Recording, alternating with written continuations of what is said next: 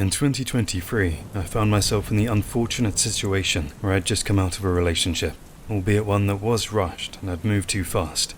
We had moved in together, and with it not working out, I was on the hunt to find somewhere to rent. I was 25 at the time, and didn't want to move back in with my parents, as that would have meant moving back to my hometown, hours from where I was currently living and working. So I started looking for an apartment I could rent, and with one income, somewhere cheap and reasonably priced. Having no real luck in the first few days, one evening whilst crashed on a sofa, I began checking Craigslist, and after a short while of browsing, there was a listing that caught my attention. It was an apartment for rent not too far from where I currently was. The price not too bad and negotiable. Having read the details on the listing, I called the number listed to arrange a viewing. The owner sounded friendly and asked if I was available to come view it the next afternoon. He would meet me there, so agreeing on a time, I was all set for the next day. As I made my way to the location, it wasn't too far of a drive. The apartment was in a quiet area on a back street. The apartment block was old and you could see it was worn on the outside. Built in around the early 70s. The owner was already waiting outside for me. As I got out my car and we made our introductions, the owner, Paul, was an older guy in his 60s. Slightly overweight, a slicked back ponytail, slightly balding on top. He was a friendly guy and explained to me how there was a ground floor apartment available, the one that he was renting. He explained how the previous tenant had just up and left a few weeks prior, taking all his belongings and providing minimal communication. The apartment was simple, one bedroom with a built-in wardrobe, bathroom and kitchen. The owner explained how I was close to the basement where storage could be used if needed. The rent, not too steep, something I could afford, whilst I tried to get back on track. With not having many other options, I discussed the finer details with the owner and agreed to move in. A few days later, and with the help of a friend, I moved in. It didn't take long, as I didn't have a lot of stuff to move. Just a second-hand bed and 2 suitcases of my belongings.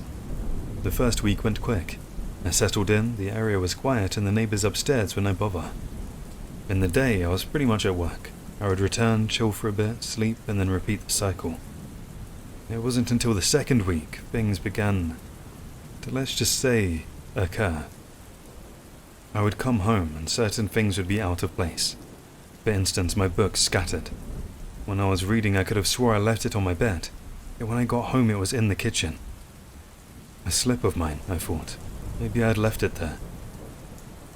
On the night when I would try to sleep, I began to hear noises, creaks of the floorboards, thuds or slight taps from the wall of my bedroom, and not from the apartment above, but from inside my apartment. Nothing too scary, but something that would play on your mind. Often I would exit my room feeling like I had heard movement, but there was never anyone there. Starting to think I was just overthinking, or with it just being an old building these sounds were normal, but it kept happening.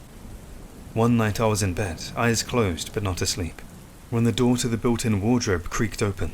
It had never done that before, and there was no draft in the room that would cause it to open.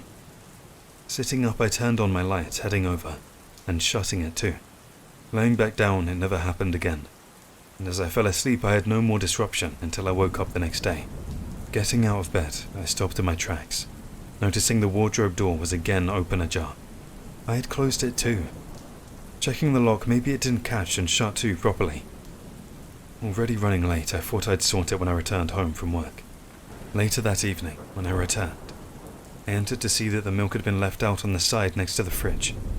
Now, being in a rush, I didn't even make a coffee that morning, and knew I hadn't left the milk out from the night before. Something didn't feel right.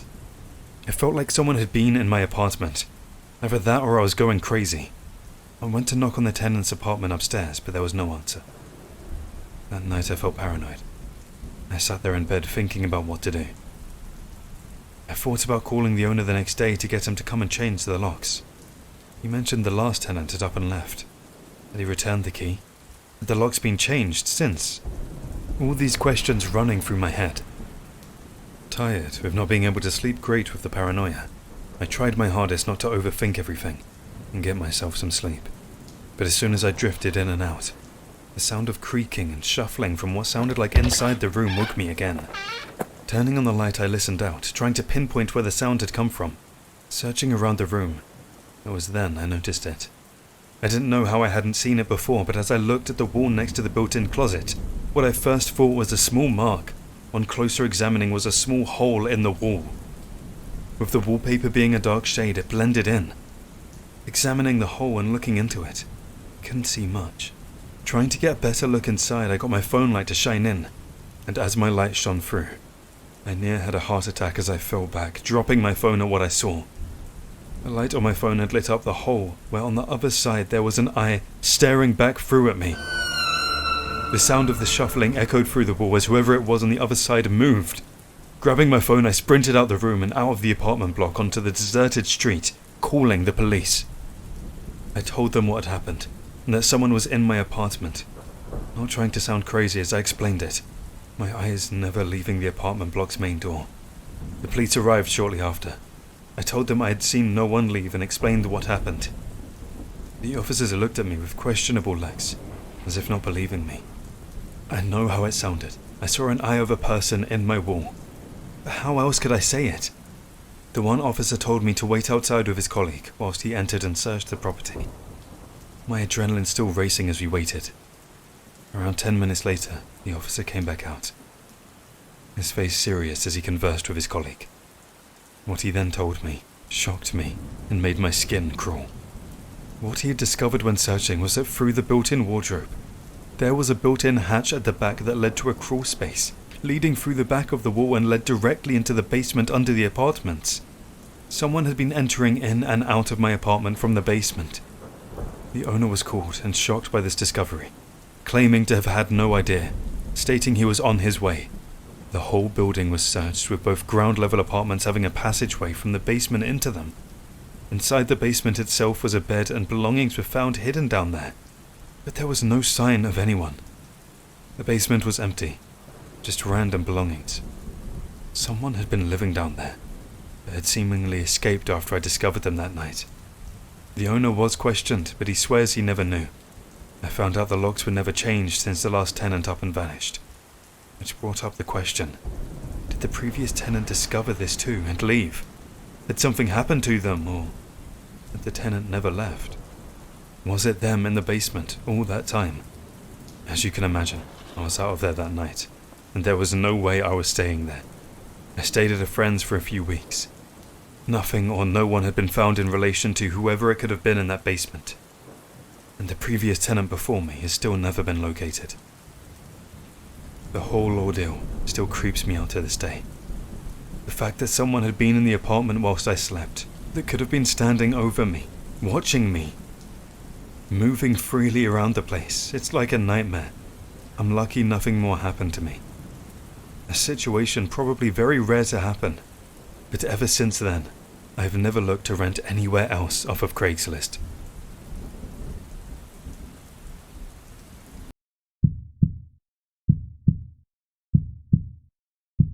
Just to fill you in on my backstory, I live in a busy town in Baltimore, Maryland.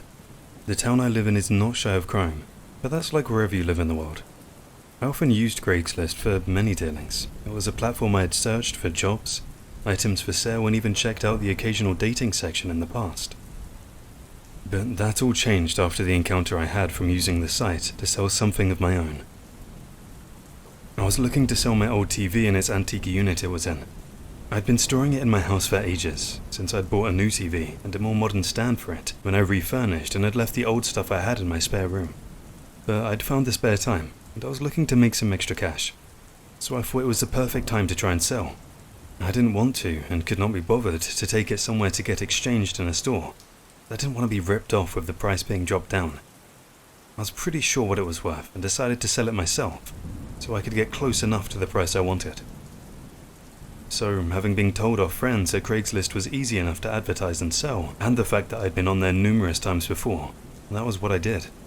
I set myself up and left my contact details for people to get back to me, and offered them to come and take a look at the TV and unit. It wasn't long before I received some interest. The day after I'd advertised, I received a call off an unknown number. When I answered, there was a bit of mumbling down the phone.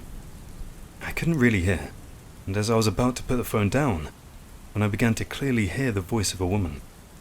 She confirmed she had seen my ad and was interested in coming to look at the TV and unit. I told her that was great and asked her if she had seen the price. She replied yes, and that price was not an issue. After a short chat, we arranged for her to come over later that evening to take a look at it, and hopefully purchase. I was pleased with how fast that had happened, and remembered thinking that it was easier than expected. But what I thought was the complete opposite, and something I later regretted. It reached 6 p.m, and there was a knock at my door. I went over to the door to look out as I was expecting the woman, and as I did, I couldn't really see the woman, as she was hooded and had her head down, as she was pacing outside my door.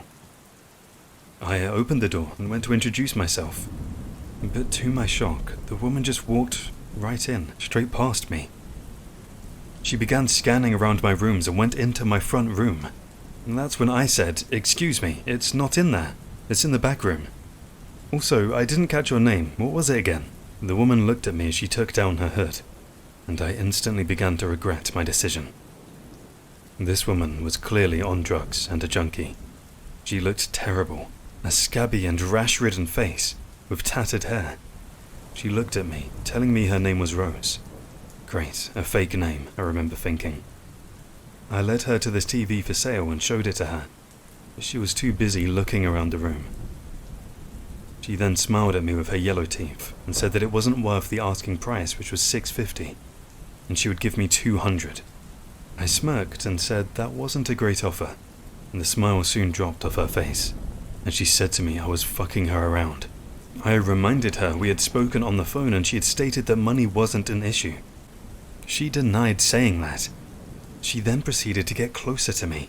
She then offered to give me the $200 and sexual favors as she tried to grab my crotch. I pushed her aside. At this point I had had enough and was clearly wasting my time with a drug addict in my house. I told her I'd changed my mind and she had to leave, when she began shouting and calling me all sorts of names and a time waster. I had to push her and usher her towards the door. But thankfully I got her out, not before she screamed and kicked my front door and told me I'd be sorry for this. I watched her leave my drive, thinking to myself, what the hell did I just get myself into? I was just thankful she had gone and couldn't believe my luck. The first time I tried to sell online, I get a crazy junkie. Later that night, I'd pretty much got over that ordeal from earlier that evening. I was watching the end of a documentary when I heard a noise out the front of my house. It was near enough midnight, so I found it strange that I could hear a car pull up outside my house at this hour. I went over to the window to look outside. As I did, my eyes widened. I could see a car I did not recognize sitting outside my house, but no one was around it as I scanned the area for someone. I just about saw the figure of somebody go around the side of my house. I thought to myself, who the fuck was that? Scared as I was living alone, I quickly ran towards the back of my house to my kitchen to see if I could see the person, what they were up to, and that my doors were locked, as at that point my mind had started racing. I quietly entered my kitchen, looking into my back garden as I looked out the window and reached the back door. I made sure it was locked, but as I did, I quickly ducked down under the glass panel on my door, as I could see the person in my garden. Not only could I see them, I recognized them. It was the same crazy woman from earlier who had let into my house to view the TV unit. She approached the back door and tried the handle. I could see her glaring through the window, the eyes of a psycho searching my kitchen. As I looked at her reflection in the opposite door, she stopped, staring dead ahead as if she had seen something. A wide smile crept on her face, showing her disgusting yellow teeth. Then, the words that made my pulse race. "I can see you," she said as she laughed, tapping the glass and pointing down to where I was. Not only could I see her, but she could see me in a reflection. At this point I had no choice. The door was locked, so I stood up confronting her, telling her she needs to leave and get off my property before I call the police. But as I said this, there was a loud banging at my front door that scared the crap out of me. I looked at her as she laughed, saying, "We're getting in, one way or another." She was not alone now. At this point I was terrified. It sounded like whoever was out the front was not messing around and trying to break my door down. I ran before it was too late, back towards my stairs. I didn't want to wait around to see who the woman had brought back with her. I bolted the fastest I'd ever run up those stairs and locked myself in my room, grabbing my phone and my chin-up bar I had by my bed. I dialed the police. As I did, I heard a smash downstairs, and then footsteps heading up the stairs. They were inside. I could clearly hear a male voice this time saying, "Where the fuck is he?" and another saying, "We'll get him first. Then we take what we can." My heart was pounding as if it was going to crash through my chest. I had got through to the police and told them my home had been broken into, and I was in danger. The operator told me to stay on the phone as help was on the way. That's when the handle to my door went. It shook, and I knew they knew where I was. Loud thuds crashed into the door. I feared they would get in before the police arrived, so I naturally shouted as loud as I could that the police were on their way and they would be here any minute. This seemed to work. The banging stopped. I could hear mumbling, then footsteps retreating back down the stairs. Shocked that seemed to work, I looked out my window, seeing if they were leaving.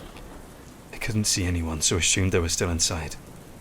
But I then heard the woman laughing out loud and saw her retreating to the car. And that's when my short-lived relief was broken and replaced as fast as it came with pure horror. As I saw the three leaving, I could smell smoke from behind me. I knew the house was now clear, so I opened my bathroom door. I could smell the smoke drifting up from downstairs. The assholes had set a fire. Fearing the worst, the thought of being burned alive, I ran downstairs with the bar still in my hands to see if they had set alight the TV unit I had advertised to sell. Thankfully, with quick action, I was able to put the fire out, with damage to the property only in that one room, which luckily insurance paid for. The TV and unit was obviously destroyed, and half my wall was fucked. The police arrived seconds after I'd managed to control the fire. I explained everything that had happened. They called for a fire crew anyway to check over the damage. The police later that night, not too long after everything, were able to tell me they had found and arrested the people finding the car I described. They were charged with burglary, arson, and planned aggravated assault. After the whole terrifying ordeal that night, I never looked to sell anything on Craigslist again. You just don't know who you're inviting into your home. In some ways I'm lucky, as it could have been a whole lot worse. If that fire had got out of hand, I might not be telling this story now. And that, I'm sure, was the intention of that crazy psycho. I hope she gets what's coming to her, and I never see her or her associates again. Thank you for joining us and watching this chilling video. We hope you enjoyed this topic, and you found the fear within. What other subjects would you like to hear soon? Let us know in the comments what creeps you out. If you're new here, say hello, and don't forget to like, share and subscribe. Become a part of the Horror Motives world. See you soon with another terrifying video.